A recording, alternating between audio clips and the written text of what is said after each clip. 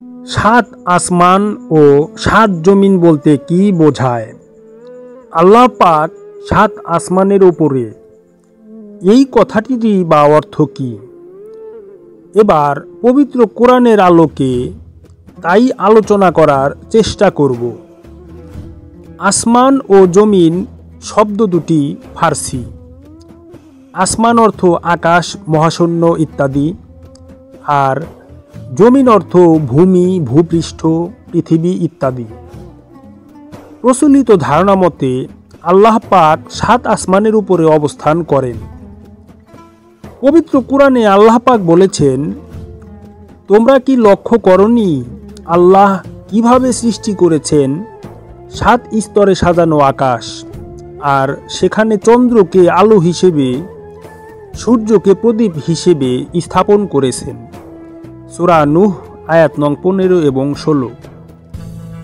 জিজ্ঞেস করুন সাত আকাশ ও আরশের প্রতিপালককে, ওরা বলবে আল্লাহ। হে রাসূল, বলে দিন, তবুও কি তোমরা সাবধান হবে না? সূরা আল মুমিনুন আয়াত নং 86 এবং 87। তিনি তথা আল্লাহ স্তরে স্তরে সাজিয়ে সাত আকাশ সৃষ্টি করেছেন। দয়াময় আল্লাহর সৃষ্টিতে তুমি কোনো খুঁত দেখতে পাবে না। সূরা আল মুলক আয়াত নং 3। আমি তোমাদের ঊর্ধ্বদেশে সুদৃঢ় সপ্তাকাশ নির্মাণ করেছি। সূরা আন-নাবা আয়াত নং 12।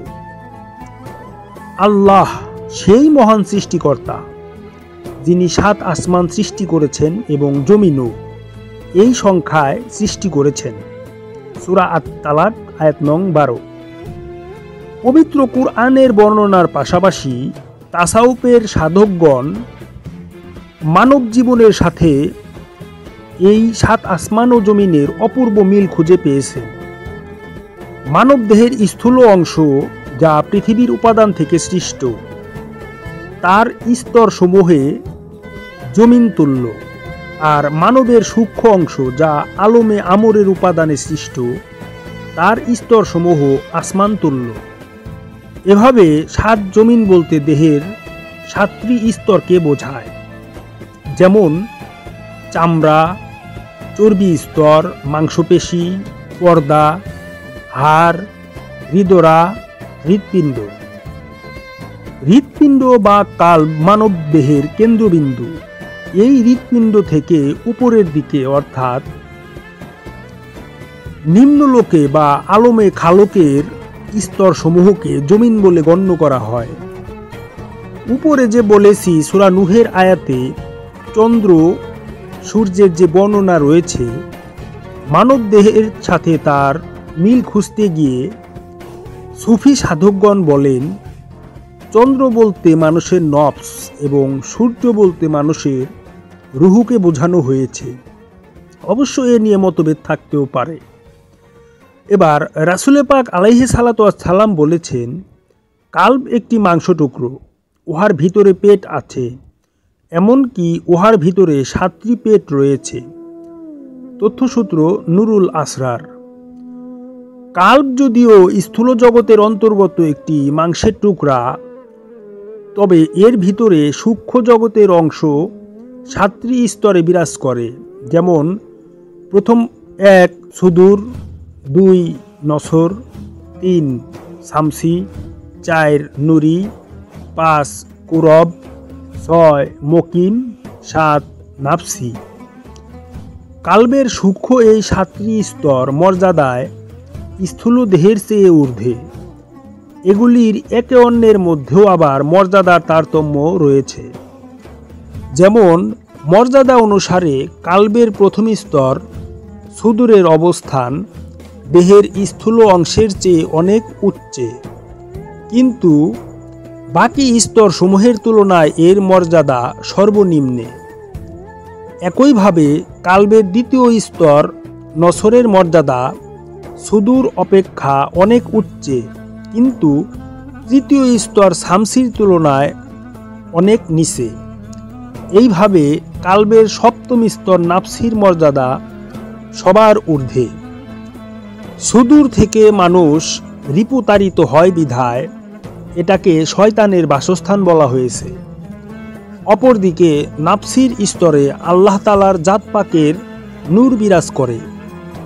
আল্লাহ পাককে পাওয়ার সাধনায় সাধককে কালবের এই সূক্ষ্ম স্তরসমূহকে একে একে অতিক্রম করে নাফসির মাকামে আল্লাহর সাথে মিলিত হতে হয়। স্থূল জগতের সাথে সম্পর্কিত কালবের প্রথম স্তর রিপুর তাড়নাযুক্ত থাকে। মহামানবের হৃদয় থেকে ফায়েজ হাসিল করে আপন হৃদয়ে রিপুসমূহ পরিশুদ্ধ করে অর্থাৎ এদের কুখায়েশ বিদূরিত করে সাধক কালবের প্রথম স্তর সুদূরের আধিপত্য লাভ করেন।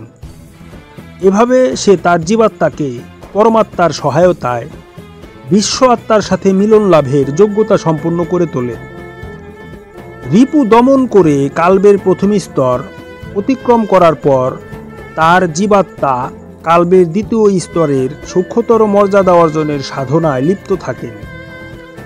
এইভাবে জীবাত্মা কালবের একটি স্তর অতিক্রম করে পরবর্তী উচ্চ স্তরের দিকে যাত্রার সাধনা অব্যাহত রাখলে শেষ পর্যন্ত নাফসির মাকামে আল্লাহ পাকের সান্নিধ্য লাভে সক্ষম হন। যে সাধকের জীবাত্মা আল্লাহর সান্নিধ্যে গিয়ে পৌঁছাতে পারে তার স্থূল পঞ্চ ইন্দ্রিয় অলৌকিক ক্ষমতার অধিকারী হয়।